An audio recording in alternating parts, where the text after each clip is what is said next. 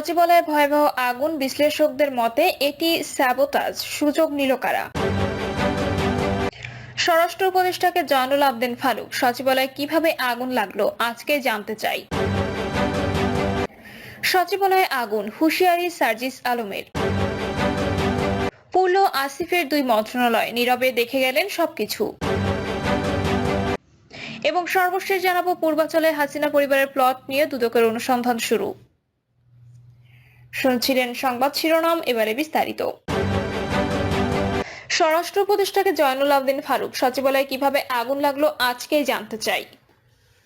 সচিবালয়ে কিভাবে আগুন লাগলো তা আজকের মধ্যেই স্বরাষ্ট্র উপদেষ্টা কাছে জানতে চেয়েছে বিএনপি চেয়ারপারসন উপদেষ্টা জয়নুল আবদিন ফারুক। তিনি বলেন, অফিস বন্ধ, অফিসের নিরাপত্তা কর্মী দায়িত্বে থাকে, তারপরও কিভাবে আগুন লাগলো এটা আমি স্বরাষ্ট্র উপদেষ্টার কাছে আজকের মধ্যে জানতে চাই।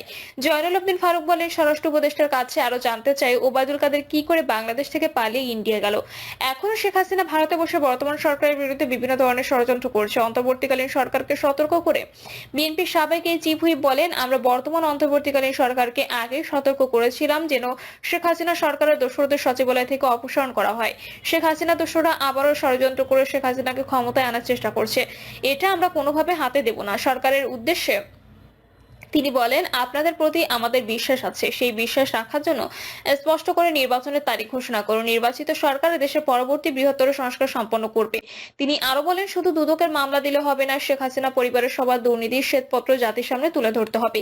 সামনে রোজা, নিত্য প্রয়োজনীয় পণ্যের সিন্ডিকেট আপনাদের ভাঙতে হবে। সচিবালয়ে যারা আগুন দিয়েছে সেই আওয়ামী লীগের দোসররা রমজানে গরিব মানুষদের কষ্ট দেওয়ার জন্য আবার সিন্ডিকেট করতে পারে। সাবেক এই সংসদ সদস্য বলেন, আমরা রাজনীতি করি দেশ সুষ্ঠুভাবে পরিচালনা করার জন্য, লুটপাট দুর্নীতি করার জন্য নয়। সরকারের কিছু কিছু উপদেষ্টা এমন কিছু কথাবার্তা বলেন যাতে মানুষের মধ্যে বিভ্রান্তির সৃষ্টি হয়।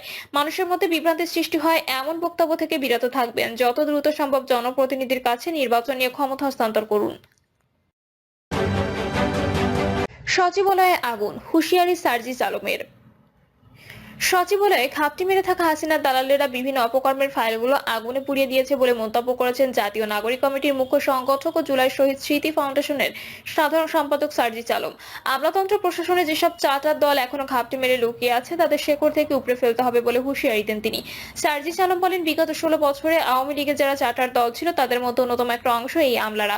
এদের উপর ভর দিয়ে হাসিনা এই দেশে তার ক্ষমতা কুক্ষিগত করেছিল। আরো বলেন, যখনই বিপ্লবীরা হাসিনার অপকর্ম, চুরি, লুটপাট, দুর্নীতির দিকে নজর দিয়েছে, সেগুলোর বিরুদ্ধে তদন্ত শুরু করেছে, তখনই সচিবালয়ে ঘাপটি মেরে থাকা হাসিনার দালালেরা বিভিন্ন অপকর্মের ফাইলগুলোকে আগুনে পুড়িয়ে দিল। রাষ্ট্র সংস্কার করতে হলে প্রশাসনে ঘাপটি মেরে লুকিয়ে থাকা চাটার দলকে শেকড় থেকে উপড়ে ফেলতে হবে। সাবধান করার সময় আর নেই, বলেন তিনি। সচিবালয়ে ভয়াবহ আগুন, বিশ্লেষকদের মতে এটি স্যাবোটাজ, সুযোগ নিল কারা? প্রশাসনের প্রাণকেন্দ্র বাংলাদেশ সচিবালয়ের 7 নম্বর ভবনের 2 জায়গায় গতকাল মধ্যরাতে ভয়াবহ আগুন লাগে। আগুনের তীব্রতা এত বেশি ছিল যে ওই ভবনে থাকা 5টি মন্ত্রণালয়ের গুরুত্বপূর্ণ সব দপ্তর পুড়ে ছাই হয়ে যায়। ভয়াবহ এই আগুনের ঘটনার পর থেকে দেশ জুড়ে আলোচনা সমালোচনার পাশাপাশি মানুষের মধ্যে উদ্বেগ ও আতঙ্ক বিরাজ করছে। সরকার, রাজনৈতিক দল ও নিরাপত্তা সংশ্লিষ্ট সবার একটাই প্রশ্ন, সচিবালয়ের মতো জায়গায় কিভাবে এত বড় ঘটনা ঘটলো? এটা কি পরিকল্পিত কোনো ঘটনা ছিল? অন্তর্বর্তীকালীন সরকারের স্বরাষ্ট্র উপদেষ্টা সহ দায়িত্বশীল কর্তারা তদন্ত শেষ হওয়ার আগে আগুনের কারণ নিয়ে কিছু বলতে নারাজ। কিন্তু রাজনৈতিক দল ও ছাত্র আন্দোলনের শীর্ষ নেতারা সন্দেহের তীর ছুড়ে দিয়ে বলেছেন এটি পরিকল্পিত ঘটনা। একই সুরে কথা বলছেন ফায়ার সার্ভিসের সাবেক কর্মকর্তা, বিশেষজ্ঞরাও। তারা প্রশ্ন তুলেছেন সচিবালয়ের ভেতরে থাকা ফায়ার সার্ভিসের ব্যর্থতা নিয়ে, ভেতরে সিকিউরিটি দায়িত্ব থাকা কর্মকর্তা কর্মচারীদের ভূমিকা নিয়েও প্রশ্ন তুলেছেন তারা। এখানে তৃতীয় কোনো পক্ষ সুযোগ নিয়ে আগুন লাগিয়েছে বলে মনে করছেন তারা। অর্থাৎ তাদের দৃষ্টিতে এটি একটি স্যাবোটাজ বা নাশকতা।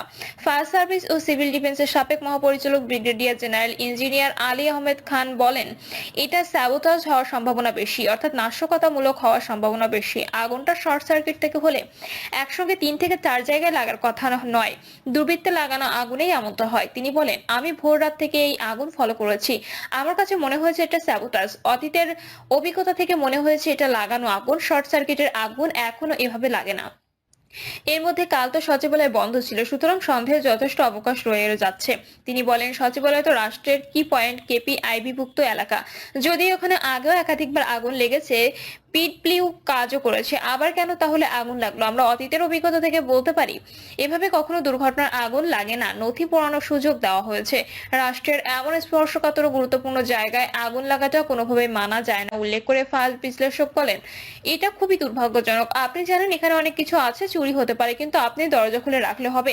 এখানে তাই হয়েছে। এখানে এত এত গুরুত্বপূর্ণ নথি, সেখানে চুরি হতে পারে, সাবোটাজ হতে পারে। সেখানে তো নিরাপত্তা নিশ্চিত করার কথা। এখানে তো লোকাল গার্ড ছিল, নিজস্ব নিরাপত্তা ব্যবস্থা তো তাদের বিজনেসের অংশ। সেখানে সরকার পুলিশ কতক্ষণ থাকবে তার চেয়ে তো নিজের নিরাপত্তা নিজেকে রাখতে হবে। কে কে ছিল, কে ঢুকেছিল সেটা বের করতে হবে। ফায়ার সার্ভিসের ভূমিকা নিয়েও সমালোচনা করে এই প্রতিষ্ঠানের সাবেক মহাপরিচালক আলী আহমেদ খান তিনি বলেন, এখানে তো ফায়ার সার্ভিস ছিল, ভেতরে ফায়ার স্টেশন আছে, আর ক্যামেরা তো আছেই, সার্বক্ষণিক দেখভালের লোক আছে। সচিবালয়ের ভেতরে ও বাইরে এক বা দুজন লোক ছিল না, 1.5-2 শতাধিক নিরাপত্তা কর্মী ছিল। তারা কি সবাই একসঙ্গে ঘুমাচ্ছিল? সেটা তো হতে পারে না। নাশকতা বিবেচনায় গুরুত্ব সহ তদন্ত হোক। এই ঘটনাকে স্যাবোটাজ বিবেচনায় অত্যন্ত গুরুত্ব সহকারে দেখার অনুরোধ জানিয়ে তিনি বলেন, এটা তো ডিজাস্টার, স্যাবোটাজ হওয়ার সম্ভাবনাই বেশি, যেটা পরে অন্য জায়গাতেও হতে পারে। কি পয়েন্ট ইনস্টিটিউশনের জায়গায় এমন ঘটনা খুবই দুর্ভাগ্যজনক। এটাকেও চান্সও নিয়েছে মনে হচ্ছে। গুরুত্ব সহকারে খতিয়ে দেখার আহ্বান জানাচ্ছি। কারা করলো নাকি অন্য কিছু আছে, তদন্ত হোক। ফায়ার সার্ভিসের সাবেক ডিজি আবু নাইম মোহাম্মদ শাহিদুল্লাহ বলেন, এখানে তো বাইরের লোক ছিল না, এখানে তো শুধু এখানকার লোকজন ছিল। এত রাতে আগুন লাগলো, সেখানে তো ফায়ার প্লান্ট থাকার কথা। যে ভবনে আগুন লাগছে সেখানে কারা নিয়োজিত ছিল, ফায়ার সার্ভিসের কারা ছিল, ফায়ারের ইকুইপমেন্ট কাজ করছে কিনা, এসব বিবেচনা নিয়ে তদন্ত করতে হবে। তিনি বলেন, আগে দেখতে হবে সেখানে মানুষ ছিল কিনা, সেখানে মশার কয়েল, রান্নার হিটার বা সিগারেট ছিল কিনা। মানুষ না থাকলে এসব থাকার কথা নয়। মানুষ না থাকলে তো বিদ্যুৎ বিচ্ছিন্ন থাকার কথা, সেটা বন্ধ করা না থাকলে ইন্টেনশনটা বুঝতে হবে। রিমোট কন্ট্রোলে আগুন লাগাতে হতে পারে।